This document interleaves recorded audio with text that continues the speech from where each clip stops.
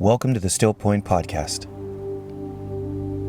This is Angelo, and today we're talking about the uncomfortable yes, parenting beyond preference. Have you ever noticed how many parents will run into a burning building for their kid, but they won't sit on the couch and play Minecraft? They'll take a bullet, but they won't wear a VR headset for 5 minutes. They'll fight for custody, but they won't sit through an episode of a show that their kid loves because it's just not their thing. I don't say that to judge.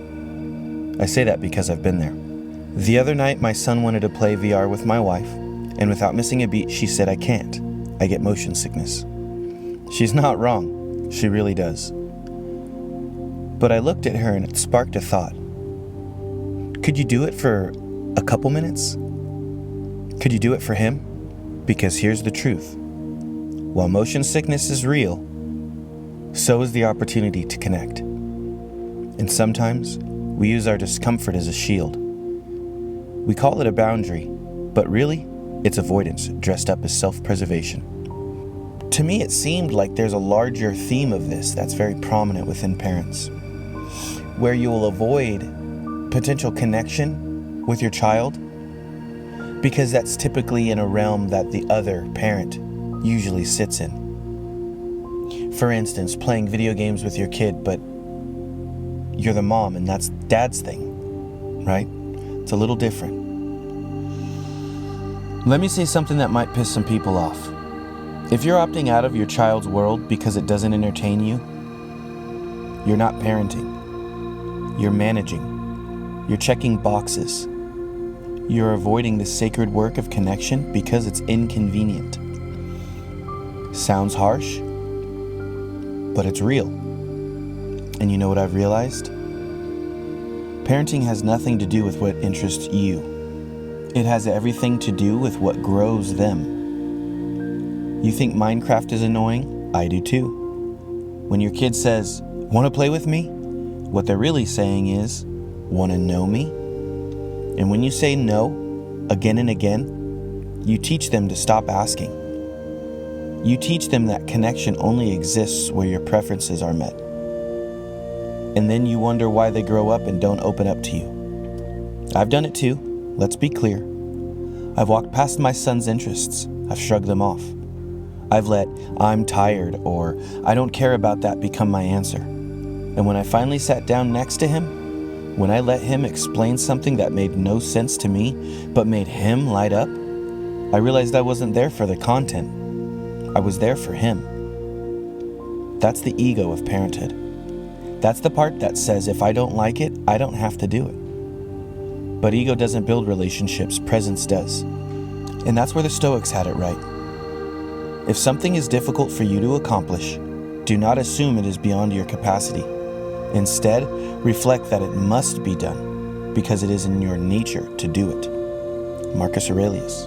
You're not meant to love the game, you're meant to love them.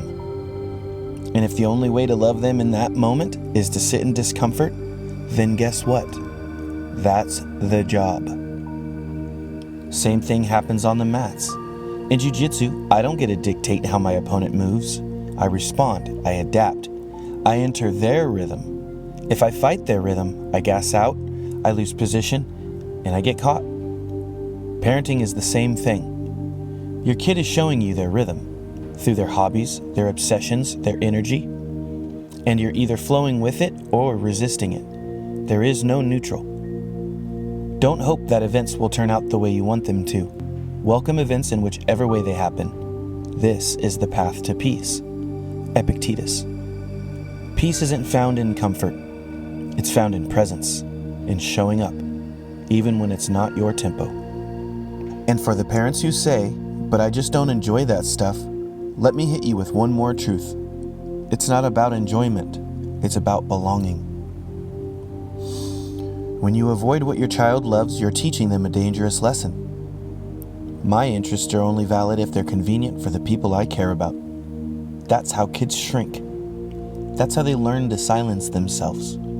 But when you show up anyway, when you enter their world, you're telling them, "You matter more than my preferences, and that matters." We suffer more in imagination than in reality. The video game won't kill you. The VR won't break you. The discomfort is temporary, but the message you send when you show up, that lasts forever. So this week, here's my challenge. Do something you don't want to do on purpose. Play the game, watch the dumb video, ask the question, not because you love it, but because you love them. And if you're the kind of parent who would take a bullet for your kid, maybe start by picking up the controller.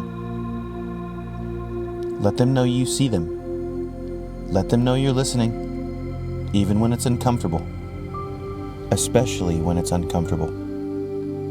That's how you hold the steel point in chaos. That's how you build something real.